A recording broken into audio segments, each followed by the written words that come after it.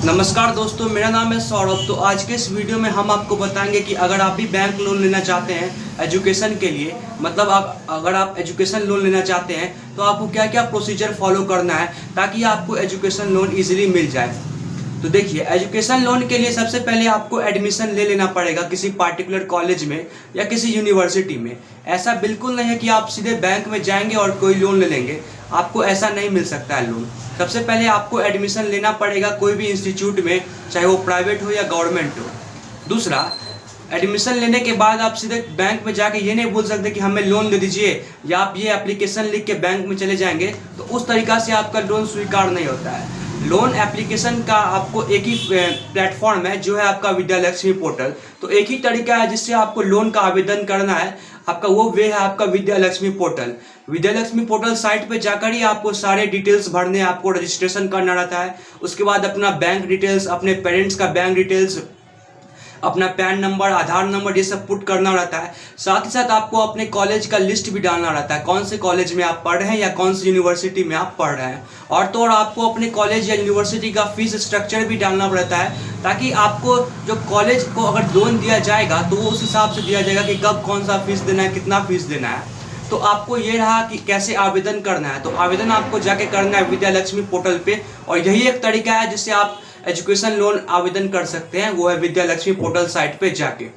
उसके बाद क्या होता है, उसके बाद आपको एप्लीकेशन करने के बाद आपको बैंक जाना पड़ता है, जो पार्टिकुलर ब्रांच में आपने आवेदन किया है। तो विद्यालक्ष्मी पोर्टल साइट पे आपको ऑप्शन रहता है किस ब्रांच में, किस आईएफएससी कोड डाल के आपको जो भी ब्रांच है उसमें आप अप्लाई कीजिए। अप्लाई करने के बाद आप उस पार्टिकुलर ब्रांच में जाइए, फिर वहां से आपको आगे का प्रोसेस बताया जाता है। अलग अलग बैंक्स के लिए अलग अलग प्रोसेस होता है। फॉर एग्जांपल, अगर आप एसबीआई में हैं तो अलग अलग प्रोसीजर बताया जाएगा आपको करने के लिए। आप दूसरे बैंक में हैं, फॉर एग्जाम्पल अगर आप पीएनबी में हैं तो दूसरा प्रोसीजर होगा आगे का। लेकिन इनिशियली सब में प्रोसीजर सेम रहता है, सेम प्रोसीजर सबका होता है, जो कि होता है विद्यालक्ष्मी पोर्टल साइट पे जाके आपको आवेदन करना है। अब बात करते हैं कौन कौन सा डॉक्यूमेंट लगेगा हम लोग को। तो देखिए, सबसे पहले जो आपने कॉलेज में एडमिशन लिया है या आपने जो यूनिवर्सिटी में एडमिशन लिया है, उसका एक प्रूफ होना चाहिए आपके पास, जिसको हम लोग कहते हैं बोनाफाइड। उस बोनाफाइड में एक स्टेटमेंट लिखा रहता है कि दिस स्टूडेंट, यानी उसमें आपका नाम रहेगा, has been admitted to our institute, या कॉलेज का नाम या यूनिवर्सिटी का नाम, रोल नंबर इतना, इन एकेडमिक सेशन 2020। तो जिस ईयर में आपका एडमिशन हुआ है वो सारा डिटेल्स लिखा होना चाहिए उस बोनाफाइड में। हालांकि ये सब डिटेल्स की कौन से कॉलेज में आप लिए हैं, कब लिए हैं एडमिशन, किस ईयर में आपका ग्रेजुएशन कंप्लीट होगा, ये सब आप विद्यालक्ष्मी पोर्टल साइट पर भी लिखते हैं। लेकिन आपको एक कॉलेज से एक अलग मंगवा के रखना पड़ेगा, ताकि जो बैंक अगर डिमांड करता है तो वो आपको दे सके, वो आप उसको दे सके। तो ये हो गया, देख बोनाफाइड हो गया। दूसरा हो गया आपका फीस स्ट्रक्चर। फीस स्ट्रक्चर का एक आपको लिस्ट मंगाना पड़ेगा कॉलेज या यूनिवर्सिटी से। उसमें क्लियरली लिखा होना चाहिए कि फर्स्ट सेमेस्टर का इतना फीस है या फर्स्ट ईयर का इतना फीस है, कब उसको पे करना है। तो ये सारा डिटेल्स उस फीस स्ट्रक्चर में लिखा होना चाहिए। तो ये दो डॉक्यूमेंट्स आपको रखने हैं, एक है बोनाफाइड, दूसरा है फीस स्ट्रक्चर। तीसरा आपका आता है जो कॉलेज एडमिशन का, जो माफ कीजिएगा, आपका जो 10th का एडमिट कार्ड, 12th का एडमिट कार्ड, 10th का मार्कशीट, 12th का मार्कशीट, 10th का अगर पासिंग सर्टिफिकेट है वो, 12th का पासिंग सर्टिफिकेट है, ये सब आपको चाहिए। और उस पार्टिकुलर बैंक में आपका एक अकाउंट भी होना चाहिए, तो ही आपको लोन सैंक्शन होगा। और एक और बात, अब आप पूछेंगे कि किन किन बच्चों को लोन मिल सकता है एजुकेशन लोन। तो उन्हीं बच्चों को एजुकेशन लोन मिल सकता है विद्यालक्ष्मी पोर्टल पे।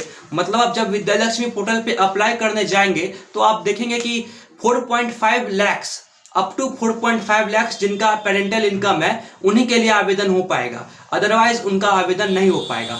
जिसका 4.5 लाख से कम है पेरेंटल इनकम, या उसके बराबर या उससे कम, तो उन्हीं का आवेदन हो पाएगा विद्यालक्ष्मी पोर्टल साइट पे। उससे ज़्यादा होने पर आपका आवेदन नहीं स्वीकार किया जाएगा, इनिशियली वो रुकी जाएगा, मतलब आगे प्रोसेस बढ़ ही नहीं पाएगा। दूसरा, कितना इंटरेस्ट लगेगा। तो देखिए, अगर आपका फीस, अगर आप जितना लोन ले रहे हैं, अगर वो 7.5 लाख से कम का लोन ले रहा है तो आपको कोई इंटरेस्ट रेट नहीं लगेगा अपने कोर्स के दौरान। जो भी इंटरेस्ट रेट लगेगा बैंक पे वो आपका केंद्र सरकार यानी सेंट्रल गवर्नमेंट आपका फुलफिल कर देंगे।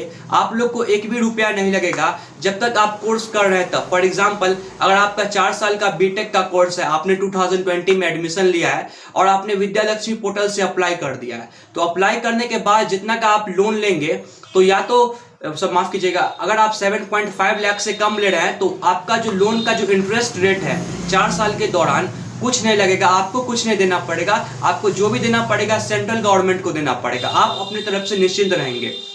और अब बात करते हैं कि पैसा कैसे जाता है कॉलेज को। तो देखिए इसमें भी बैंक टू बैंक डिपेंड करता है कि कॉलेज को पैसा कैसे दिया जाएगा। फॉर एग्जांपल अगर आप कोई बैंक बोलता है कि सीधे कॉलेज के अकाउंट में आरटीजीएस के थ्रू पैसा भेज दिया जाएगा, तो वो एक तरीका हो सकता है। दूसरा हो सकता है कि चेक दिया जाएगा जो कि बैंक को पेबल होगा, वो वैसा हो सकता है। तीसरा हो सकता है कि आपके अकाउंट में दे दिया जाएगा पैसा और आप अपने थ्रू बैंक को पैसा जमा कर दे। तो ये 3 तरीका है जिससे बैंक अपना आपके लिए पैसा कॉलेज को ट्रांसफर कर सकता है। तो उम्मीद करता हूं आपको ये वीडियो पसंद आया होगा। तो वीडियो अगर पसंद आया तो कर दीजिए वीडियो को लाइक, चैनल को कर दीजिए सब्सक्राइब और बेल आइकन को दबा दीजिए ऐसे ही एजुकेशनल वीडियोस पाने के लिए। तब तक के लिए जय हिंद।